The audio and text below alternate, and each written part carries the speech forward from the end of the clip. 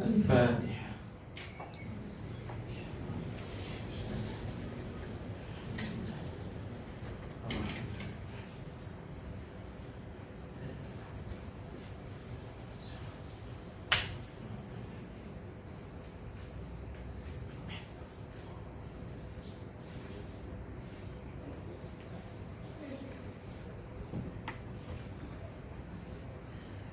Bismillahirrahmanirrahim.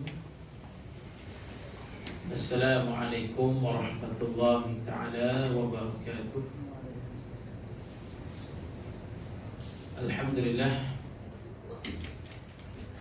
Alhamdulillahilladzi nazzala al-Furqan ala 'abdihi liyakuna lil'alamin nadhira.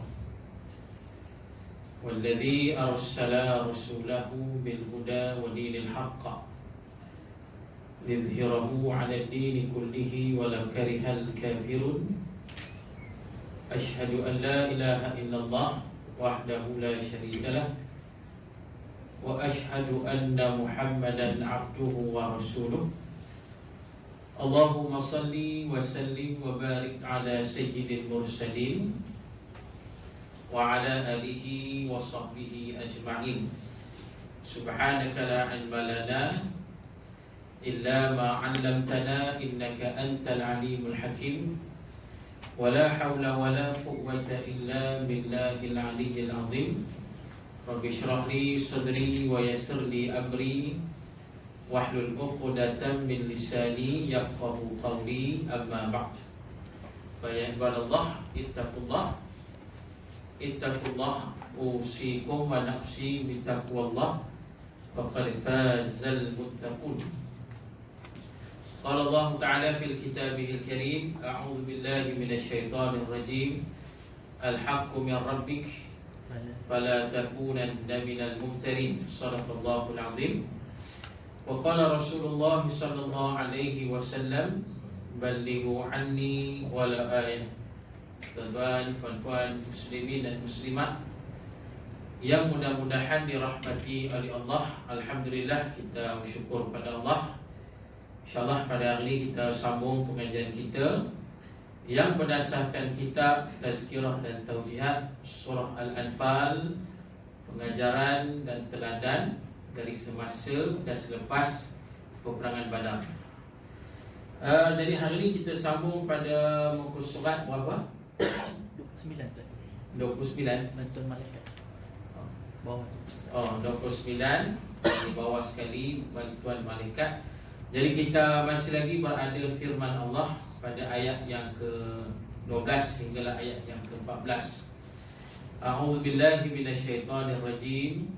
Idh yuhi rabbuka ilal malaikati anni ma'akum فَثَبِّتُوا الَّذِينَ آمَنُوا سَأُلْقِي فِي قُلُوبِ الَّذِينَ كَفَرُوا الرُّعْبَ فَاضْرِبُوا فَوْقَ الْأَعْنَاقِ وَاضْرِبُوا مِنْهُمْ كُلَّ بَنَانٍ ذَلِكَ بِأَنَّهُمْ شَاقُّوا اللَّهَ وَرَسُولَهُ وَمَنْ يُشَاقِقِ اللَّهَ وَرَسُولَهُ فَإِنَّ اللَّهَ شَدِيدُ الْعِقَابِ ذَلِكُمْ فَذُوقُوهُ وَأَنَّ لِلْكَافِرِينَ عَذَابَ النَّارِ. Maksudnya, ingatlah ketika Tuhanmu menurunkan wahyu kepada malaikat, sesungguhnya aku menyertai kamu dalam memberi pertolongan. Maka tetapkanlah hati orang yang beriman, aku akan tanamkan dalam hati orang yang kafir dengan perasaan gerun. Oleh itu, pancunglah leher mereka yang musuh dan potonglah tiap-tiap anggota mereka yang demikian itu kerana mereka menentang Allah dan Rasulnya. Dan sesiapa yang menentang Allah dan Rasulnya, maka sesungguhnya Allah mempunyai azab seksa yang berat. Itulah azab dunia. Maka hei orang-orang kafir, rasalah dia, sesungguhnya orang yang kafir disediakan baginya azab neraka di akhirat. Surah Al-Anfal ayat 12 hinggalah ayat yang ke-14. Baik, sambung huraiannya muka surat 29 yang di bawah. Katanya, bantuan hujan dan mengantuk yang Allah telah kurniakan kepada pasukan tentera Badar merupakan bantuan yang dilihat secara fizikal Namun bantuan malaikat adalah bantuan yang tidak dapat dilihat secara mata kasar, tetapi ia dirasai. Semua bantuan ini telah menjadikan mereka sabar, tetap pendirian, tidak mengalah dan lebih kuat dan bersemangat untuk berhadapan dengan orang kafir. Ia juga telah menimbulkan rasa takut dan gerun dalam hati musuh Islam. Lalu Allah memerintahkan agar orang Islam mara ke arah musuh untuk mengalahkan mereka. Baik. Jadi muslimin dan muslimat, kita masih lagi berada pada ayat-ayat Allah tentang bantuan daripada Allah kepada tentera Islam di peperangan Badar. Jadi dah diterangkan pada yang lepas, yang mana antara bantuan daripada Allah yang berbentuk datangnya rasa mengantuk dan tidur pada malam sehari, malam peperangan. Dengan datangnya bantuan mengantuk, tidur, maka menyebabkan tentera Islam kembali, orang kata, cukup rehat, bersemangat, dan pada waktu yang sama dapat menenangkan hati-hati mereka. Kemudian datang pula bantuan yang berbentuk hujan. Pada masa itu, tuan-tuan muslimin dan muslimat, ketika peperangan nak berlaku, disebabkan musuh menguasai tempat yang strategik, menguasai di kawasan air, musuh dapat di kawasan air, dan Islam mendapat di kawasan yang tidak strategik. Maknanya air tak ada, kemudiannya padang pasir yang pijak tenggelam tu, maka menyebabkan menyusahkan pergerakan tentera Islam. Dan bila berlaku macam tu, setan datang kacau. Bila berlaku macam tu, setan datang kacau, dibisik pada tentera Islam ni. Dia bisik, macam inilah keadaan kamu semua akan kalah dan mati. Ni maknanya setan ni duk bagi takut-takutlah, nak melemahkan semangat tentera Islam. Dengan keadaan mereka yang sedikit, senjata pun tak ada. Tengok pula musuh yang lebih ramai, lebih kuat, senjata penuh, tempat mereka strategik, mereka ada air minum, semua ada untuk mereka. Jadi menyebabkan setan ni main psikologi lah gitu, yang menyebabkan nak bagi lemah semangat tentera Islam.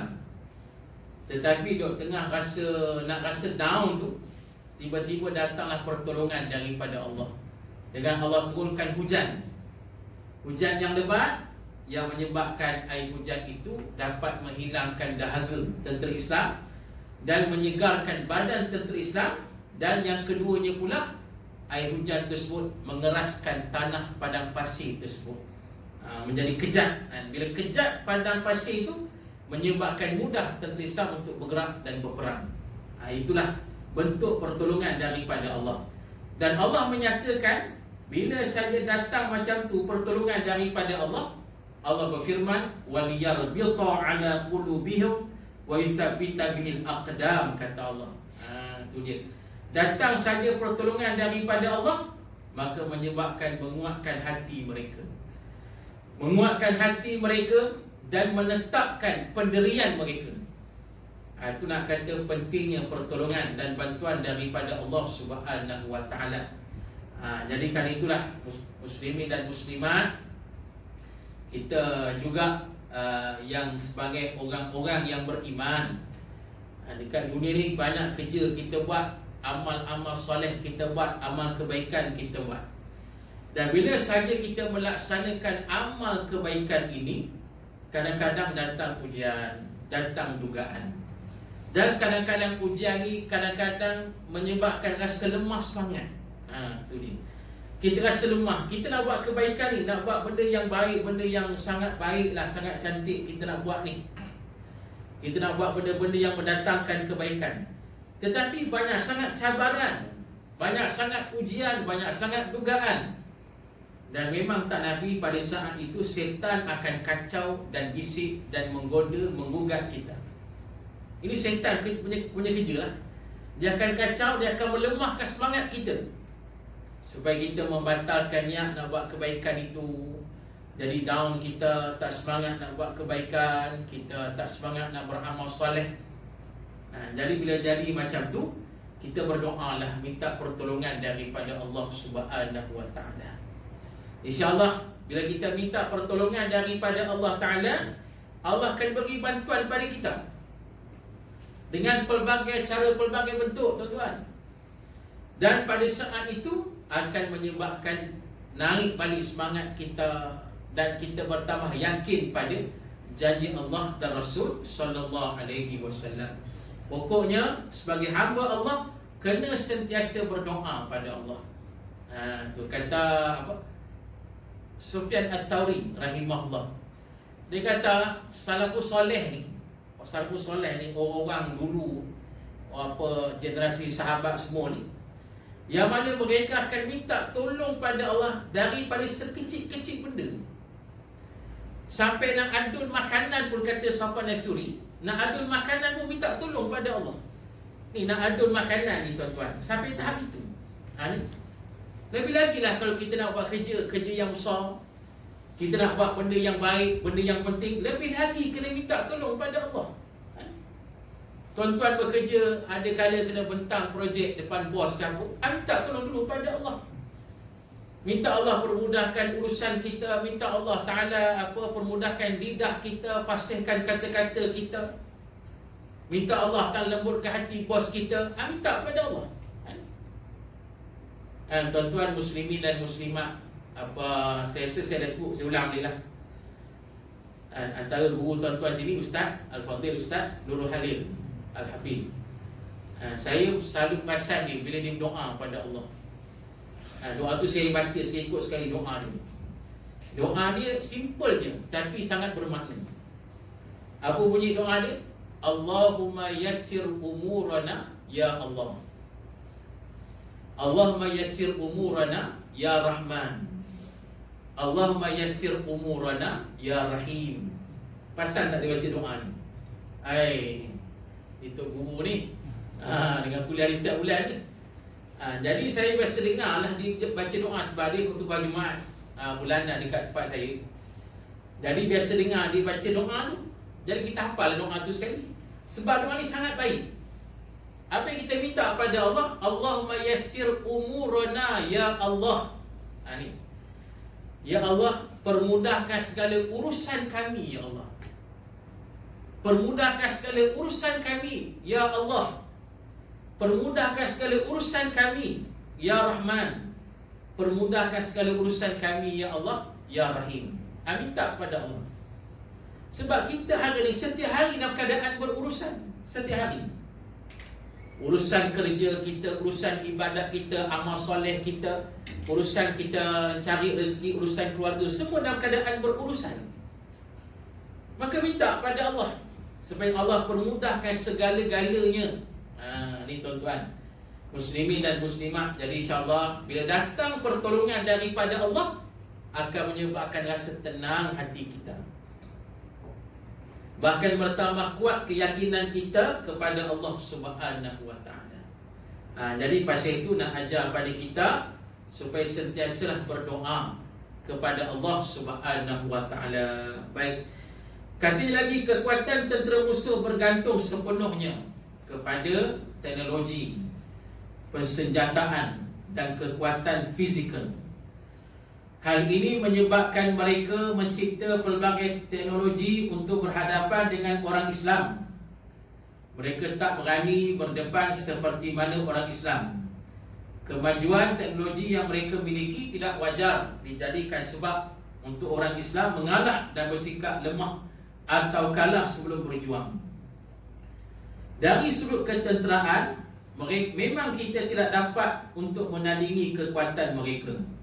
Sejarah pula menunjukkan bahawa jumlah tentera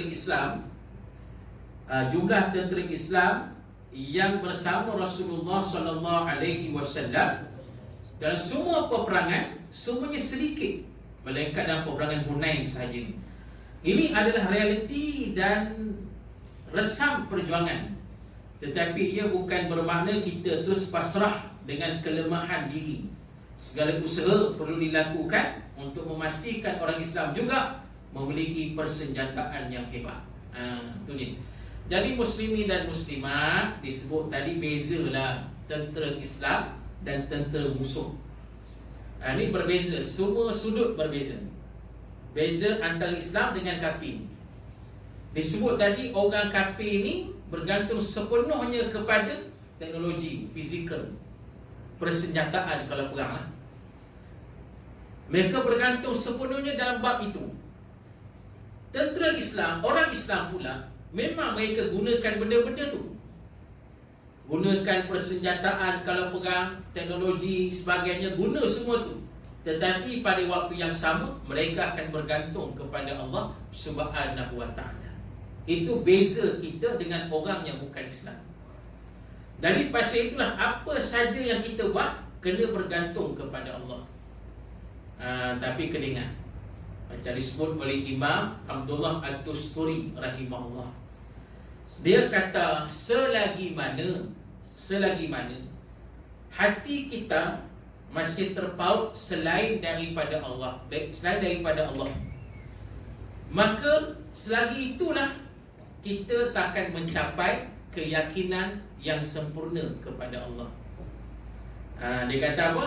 Selagi mana hati kita terpaut selain daripada Allah, maknanya masih duk bergantung pada makhluk, masih lagi duk fokus pada makhluk, hati masih penuh dengan makhluk, bukan pada Allah. Jadi menyebabkan kita ni takkan mencapai kesempurnaan keyakinan pada Allah. Maknanya tak mencapai kesempurnaan iman lagi. Tu dia tuan-tuan. Pasal itu hari ni ada orang yang ibadat tapi dia masih tak yakin pada Allah. Dia sembahyang, dia beribadat, dia beramal soleh, tapi kadang-kadang rasa tak yakin pada Allah. Dia rasa tak yakin kepada janji Allah, dia rasa tak yakin pada Quran yang Allah turunkan, dia rasa tak yakin pada syariat Allah, padahal dia sembahyang, padahal dia Islam. Kenapa jadi macam tu? Pasal dia tak mencapai lagi darjat keyakinan yang sempurna. Kenapa? Sebab hatinya masih terpaut pada makhluk. Kerana hati dia masih lagi duk terikut pada makhluk ni, duk fokus lagi pada makhluk. Ni kena hati-hati kita ni. Jadi kita kena ajar diri kita, didik diri kita ni, pastikan hati mestilah hanya terpaut hanya kepada Allah. Sebab itu kita sebut tadi, apa benda pun kita buat berdoa. Ini satu bentuk tarbiyah. Apa saja benda kecil sekalipun berdoa pada Allah. Nak ajar kita kok mana pun kena bergantung pada Allah kita ni. InsyaAllah lah bila kita dok train macam tu, lama-lama kita akan bersungguh pergantungan kita kepada Allah Ta'ala. Disebut tadi tuan-tuan muslimin dan muslimat, dia kata dalam sejarah Nabi SAW, lebih kurang kalangan Nabi ni kira 40 lebih peperangan Islam. Di zaman Nabi ada 7 lebih peperangan. Yang Nabi ada sekali dengan 70 lebih lah, tak silap, 40 lebih. Jadi disebut dalam kitab dia, dikata sebanyak itu peperangan menunjukkan pada kita tentera Islam sedikit daripada tentera musuh, lebih ramai. Tapi Islam menang semua. Walaupun tentera Islam sedikit. Kam min fi'atin qalilatin ghalabat fi'atan kathiratan biiznillah. Berapa banyak dah kata Allah tentera yang sedikit berjaya mengalahkan tentera yang lebih ramai dengan izin Allah. Tu. Jadi disebut tadi Islam mendapat kejayaan walaupun sedikit. Macam yang kita sebut yang dulu cerita perang Mu'tah, sedikit sangat, 3,000 orang lawan 200,000 orang. Tapi Islam berjaya memecahkan kepungan Rom pada masa itu. Berjaya. Ini satu benda yang luar biasa. Banyak perang, kecuali disebut sini perang Hunain. Perang Hunain, tentera Islam lebih ramai daripada musuh. Tapi yang peliknya, Islam hampir kalah. Dan kita kena ingat tuan-tuan muslimin dan muslimat, dalam Al-Quran ada beberapa peperangan Allah cerita dalam Quran. Peperangan zaman Nabi.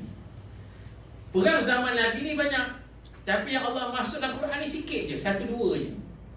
Antaranya perang Badar, perang Uhud, perang Ahzab, apa lagi? Perang Tabuk.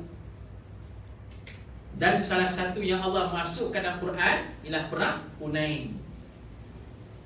Kenapa Allah masukkan perang Hunain dalam Quran ni, tak perang lain? Pasal apa? Sebab tuan-tuan, perang Hunain ni banyak pengajaran. Antara pengajaran yang besar tuan-tuan, kita sebut tadi, tentera Islam lebih ramai daripada tentera musuh. Tapi masa perang tu Islam hampir-hampir kalah. Kenapa jadi macam tu? Pasal kita sebut dah tadi, tidak ada pergantungan kepada Allah. Ni. Sebab perang Hunain ni berlaku selepas pembukaan kota Mekah. Pada masa itu Islam dah berjaya mendirikan memerintah di Mekah. Jadi pada masa itu ramailah orang masuk Islam, berbondong-bondong manusia masuk Islam. Alhamdulillah. Dan tak lama lepas dari itu datang seruan nak kena perang ni, medan Hunain. Dia dengar kata nak perang, ramailah nak ikut sekali. Ramai-ramai ni, ramai di antara mereka yang baru masuk Islam, yang akidah mereka belum mantap lagi, tapi nak join juga, nak ikut. Maka ramai semua ni ikut ni. Bila tengok ramai macam tu, mereka pun overconfident. Mereka kata apa? Oh, kita ramai ni garanti menang lah. Dengar pula musuh tak ramai, sikit ciput je musuh ni. Dengan musuh tak ramai, confident lebih lah. Kita pasti menang ni. Allah kata dalam Quran, wa yauma Hunain id a'jabatkum kathratukum, kata Allah. Pada hari perang Hunain itu, kata Allah, mereka ni kagum dengan ramai mereka. Mereka bergantung pada ramai, tidak bergantung pada Allah. Tu Allah nak ajar tu. Musuh pula bukan calang-calang, walaupun sikit, tapi ketua dia pakar strategi perang. Dia habis diumpan tentera Islam masuk terperangkap dalam lorong gunung ni. Orang kata lereng bukit ni. Bayangkan ribu dalam tu terperangkap dalam tu. Bila dah terperangkap macam tu, musuh serang daripada atas. Habis kelang kabut tentera Islam, kelang kabut. Yang punya confident tadi tu habis kelam kabut, pangkat lari habis. Berundur lari, meninggalkan Nabi Muhammad sallallahu alaihi wasallam. Nabi tak lari, ikut riwayat kata lebih 100 orang tak lari sebab nak jaga Nabi sallallahu alaihi wasallam. Yang ribu tadi pakat lari habis. Lari. Musuh tengok Nabi dah tinggal sikit macam tu, ni peluang nak bunuh Nabi. Serang habis-habis Nabi ni, mereka serang habis-habis nak bunuh Nabi. Tu yang masa tu sahabat-sahabat Nabi pertahan Nabi habis-habis tu. Yang Ummu Nusaibah, perempuan, dia lepaskan botol air tu, bagi air minum untuk tentera kan. Lepaskan, dia ambil pedang, dipertahankan Nabi SAW. Cedera parah dia pada masa itu. Abu Sufyan yang baru masuk Islam pun sama. Yang mana dia pegang Nabi tangan kiri, tangan kanan tahan pedang, pertahankan Nabi SAW. Habis-habisan pada masa itu. Dia tengah kilang kabut tu, Nabi kata pada Abbas, pakcik Nabi, kata Abbas, panggil balik mereka yang lari tu, patah balik. Tu Abbas ni hebat. Apa kehebatan dia? Suara kuat. Tu Nabi suruh dia tu. Dia naik atas batu cepat-cepat, dia jerit. Dia kata, orang yang diturunkan surah Al-Baqarah, berhenti, dia kata. Tu. Lari beribu tu, dengar semua, berhenti tuan-tuan, berhenti. Itu hebat Al-Abbas tu. Suara dia kuat. Jadi Al-Abbas kata, ni Nabi panggil balik, patah balik. Tu patah balik, tuan-tuan, perang balik, akhirnya menanglah juga Islam. Cuma nak kata tadi, hampir-hampir kalah. Pasal apa? Tidak bergantung pada Allah. Itu pengajaran pada kita, tuan-tuan. Kuat pentingnya kita kena pergantungan kita kepada Allah Subhanahu wa taala. Orang Islam pernah memiliki kekuatan persenjataan yang hebat.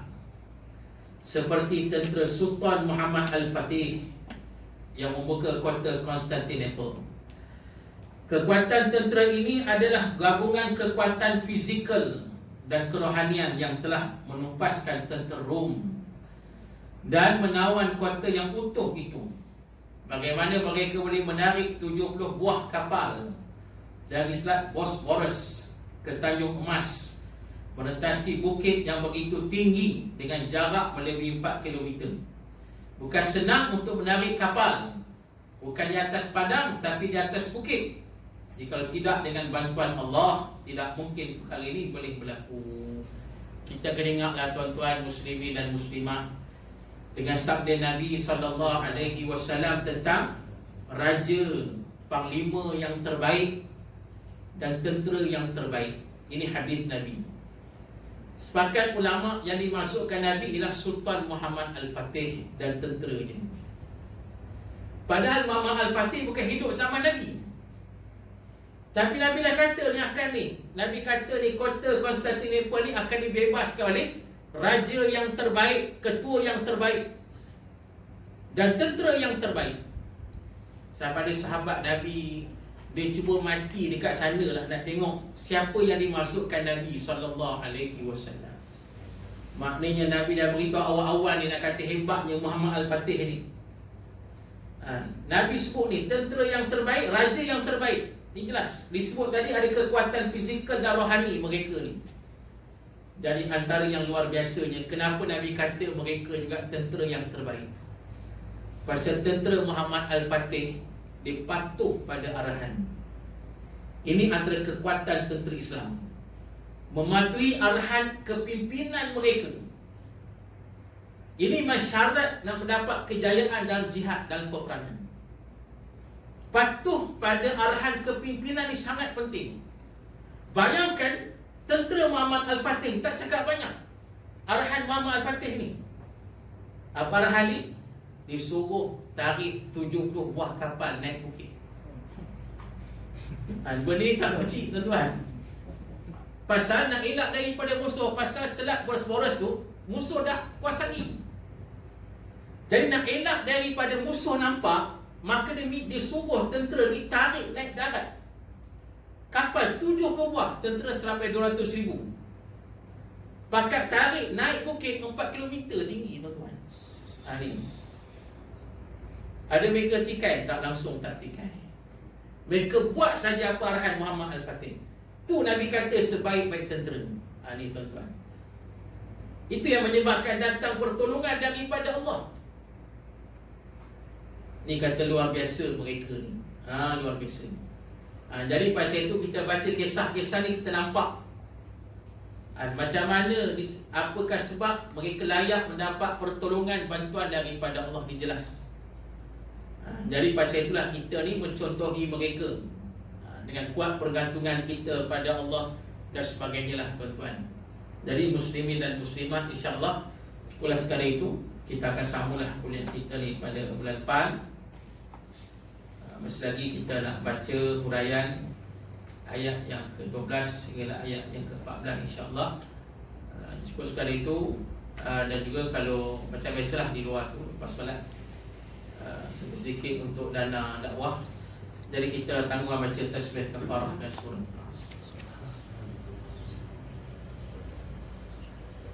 A'udzu billahi minasyaitonir rajim. Bismillahirrahmanirrahim. Alhamdulillahirabbil alamin wassalatu wassalamu ala asyrafil anbiya'i wal mursalin wa ala alihi wa sahbihi ajma'in. Radina billahi rabba wa bil islami dina wa bi Muhammadin nabiyyan wa rasula. Allahumma aghnina bil ilmi wa zayyinna bil hilmi wa akrimna bit taqwa wa jamilna bil afiyah ya arhamar rahimin. Walhamdulillahirabbil alamin. Siru ala barakatillah. Assalamualaikum warahmatullahi taala wabarakatuh.